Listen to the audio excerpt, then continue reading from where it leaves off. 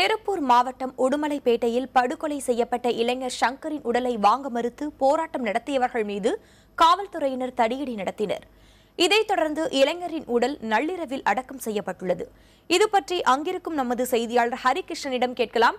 ஹரிகிருஷ்ணன், நள்ளிரவுல சங்கரின் உடல் அடக்கம் செய்யப்பட என்ன காரணம்? ஏற்கனவே அவர்கள் அதாவது இன்று உடலை அடக்கம் செய்ய வேண்டும், அதற்காக கூடுதல் நேரம் கொடுக்க வேண்டும், வீட்டில் அதுவரை வைத்து சடங்குகள் செய்து உறவினர்கள் அஞ்சலி செலுத்த அனுமதிக்க வேண்டும் என உறவினர்கள் மற்றும் பல்வேறு அமைப்பைச் சேர்ந்தவர்கள் தெரிவித்தனர். ஆனால் காவல்துறையினர் அவர் தந்தை கூறியது போல ஒரு அரை மணி நேரம் மட்டும்தான் அனுமதி தர முடியும் என்று கூறியிருந்தார்கள். இதைத் தொடர்ந்து அந்த பேருந்து நிலையத்திலேயே கிட்டத்தட்ட ஒரு 2 மணி நேரத்துமாக அந்த ஆம்புலன்ஸில் வைக்கப்பட்டது. தொடர்ந்து அதற்கு முன்னதாக உறவினர்கள் மற்றும் பல்வேறு அமைப்பைச் சேர்ந்த 200க்கும் மேற்பட்டோர் சாலை மறியல் போராட்டத்தில் ஈடுபட்டனர். மேற்கு மண்டல காவல்துறை தலைவர் ஸ்ரீதரன் மற்றும் தலைமையில் திருப்பூர் மாவட்ட காவல்துறை கண்காணிப்பாளர் உள்ளிட்டவர்கள் நேரடியாக அவரிடம் தொடர்ந்து பேசி வந்தார்கள்.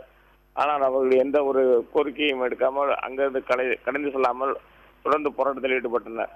சரியாக ஒரு 12 மணி அளவில் காவல்துறையினர் திடீர் எடுத்து கூட்டத்தை கலைத்தனர். அதை தொடர்ந்து ஆம்புலன்ஸில் அவர் தந்தை மற்றும் முக்கியமான உறவினர்களை வைத்து நேரடியாக இடுகாட்டுக்கு புதைப்பதற்காக அந்த நடவடிக்கை எடுத்தார்கள். அப்பொழுதும் அங்கு சில பேர் அங்கிருந்து காவல்துறை மீது கற்களை வீசி தாக்குதல் நடத்தினார்கள். உடனடியாக கூடுதலாக காவலர்கள் அந்த இடத்தில் அமைக்கப்பட்டு உடனடியாக அந்த இடத்தில் பாதுகாப்பு பணிகளை முடுக்கி விடப்பட்டது. அதனைத் தொடர்ந்து 1 மணி அளவில் சங்கருடைய உடல் புதைக்கப்பட்டு அங்கிருந்து பணிகள் முடிக்கப்பட்டு தற்போது அந்த இடத்துல மிக கூடுதலான காவல்துறையினர் குவிக்கப்பட்டுள்ளார்கள். குமாரலிங்கத்தை பொறுத்தளவுக்கு திருப்பூர் மாவட்ட காவல்துறை கண்காணிப்பாளர் தலைமையில் பாதுகாப்பு பணியில் தீவிரமாக மேற்கொண்டு வராங்க. ஹரிகிருஷ்ணன், நேற்று நள்ளிரவு சங்கரோட உடல் அடக்கம் செய்யப்பட்டிருக்கு. இந்த இறுதிச் சடங்குல சங்கரோட மனைவி கௌசல்யா கலந்துக்கிட்டாங்களா? அவங்களுக்கு காயம் ஏற்பட்டு கோயம்புத்தூர்ல தீவிர சிகிச்சை பிரிவுல சிகிச்சைப்பட்டு வரதுனால அவங்க இந்த இறுதிச் சடங்குல அவங்க கலந்துக்கல. ஆனா ஏற்கனவே அவங்க போஸ்ட்மார்ட்டம் முடிஞ்சு அவங்க சொந்த ஊருக்கு உடல் எடுத்துட்டு போறதுக்கு முன்னாடி அவங்களிடம் பார்க்கறதுக்கு அனுமதிக்க வேண்டும் என்று காவல்துறைக்கும் மாவட்ட ஆட்சியருக்கும் கோரிக்கை வைத்ததாக கூறப்படுகிறது. அவர்கள் சிகிச்சை பிரிவில் தீவிரமாக சிகிச்சைப்பட்டு வர்றதுனால அவங்க இந்த இறுதி சடங்குல பங்கேற்கவில்லை. ஹரி, நேற்று மாலைக்குள்ளே இந்த கொலை சம்பந்தப்பட்ட விசாரணையில் முன்னேற்றம் ஏற்படும்னு கோவை காவல்துறை சொல்லியிருந்த நிலையில விசாரணையில் ஏதேனும் முன்னேற்றம் ஏற்பட்டிருக்கா?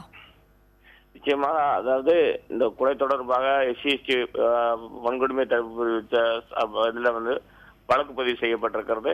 மேலும் அது அந்த இடத்துல அந்த கொலை நடத்தியவர்கள் மீது அடையாளம், அதாவது யாரெல்லாம் அந்த கொலை செய்திருக்கார் என்பதை தற்போது காவல்துறை அது கண்டுபிடித்து விட்டதாகவும், மேலும் 4 பேரை கைது செய்து வச்சிருப்பதாகவும் நேற்று போராட்டத்தில் இடையிலே அந்த தந்தையிடம் காவல்துறையில் தரப்பில் தெரிவிக்கப்பட்டது. தற்போது 6 தனிப்படைகளை பல்வேறு இடங்கள்ல தற்போது தீவிரமாக தேடி வருவதாக கூறப்படுகிறது.